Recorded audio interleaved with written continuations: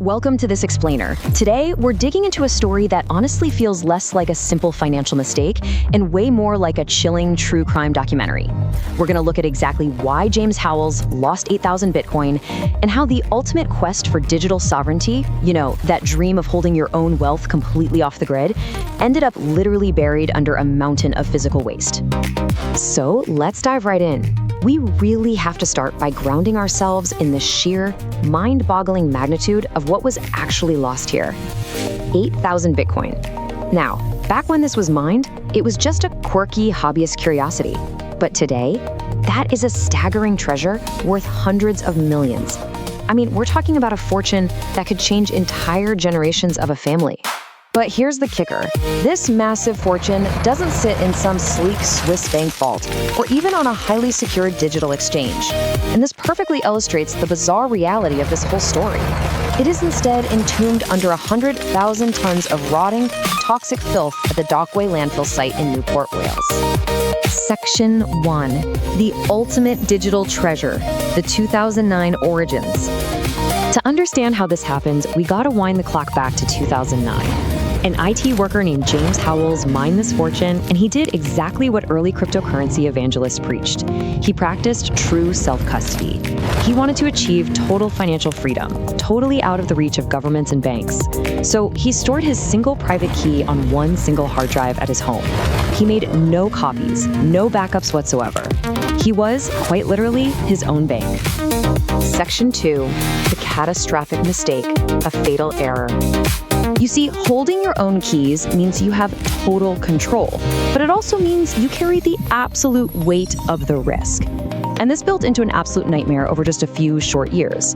He mined the coins in 2009, right? But then in the summer of 2013, during just a simple household clear-out, he had what the sources describe as a catastrophic Butterfingers moment. That solitary hard drive holding the 8,000 Bitcoin was thrown into a black bin bag, hauled out with the rubbish, and cast into the Dockway landfill. Just like that, in a single heartbeat, the fortune was gone. We'll see how this dragged all the way to a final court ruling in January 2025. Section 3. The bureaucratic fortress, the wall of red tape. Because the story doesn't just end in the trash. The crucial point here is this intense clash of perspectives. For over a decade, Howells basically begged for permission to dig up the landfill.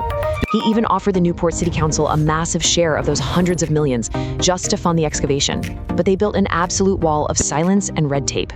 Now, from Howells' perspective, this is his lost private property, and he has a personal right to retrieve his sovereign wealth. Makes sense, right? But from the council's perspective, the excavation poses a massive environmental hazard. And crucially, they argue that the second that hard drive touched the waste, it became state-owned property. Section 4. The Final Seal, High Court Decree. Here is where the saga transforms completely. The story shifts from a simple, relatable human loss into a firm, concrete legal boundary. In January 2025, the High Court officially stepped in. They ruled that Howells' case had, quote, no realistic prospect of success, legally declaring that the drive, and those incredibly valuable private keys inside it, became official council property the exact moment they hit the landfill. And what's happening to that land next adds such a fascinating layer to all this. The state is actually currently paving over the landfill with a massive Newport solar farm. The investigative sources framed this as an electronic blanket. It's practically a giant Faraday cage built straight over a private citizen's lost fortune. It acts as this sort of energy sarcophagus, basically sealing the vault forever. Section 5. The true cost of sovereignty, the ultimate price. Unlike the malicious multi-billion-dollar frauds of FTX or the structural collapse of Terra that we saw in the Coin Bureau analysis, this specific loss highlights something else entirely. It shows the chilling dual reality of human carelessness meeting state bureaucracy. As the Coin Bureau brilliantly points out, self-custody really only works if you follow these brutal, absolutely unforgiving rules to manage your own risk. You have to write your seed phrases down on physical paper. You can never save a copy on an electronic device. You must keep copies in more than one secure physical location. And, as Howells learned the hard way, you have to be intensely careful about what you throw out. So the ultimate lesson of the Newport sarcophagus is really this. The biggest risk isn't the technology, it's human nature. Our nature makes us careless, right? We forget things, we throw things away, we make a silly mistake during a summer clear out. But the bureaucratic system, it is endlessly patient, just waiting to build its new world right on top of our mistakes. I want to leave you with this deeply unsettling realization drawn from our sources. As the sun hits those newly installed black solar panels over the Newport landfill, what actually happens when our digital freedom gets buried in the physical world?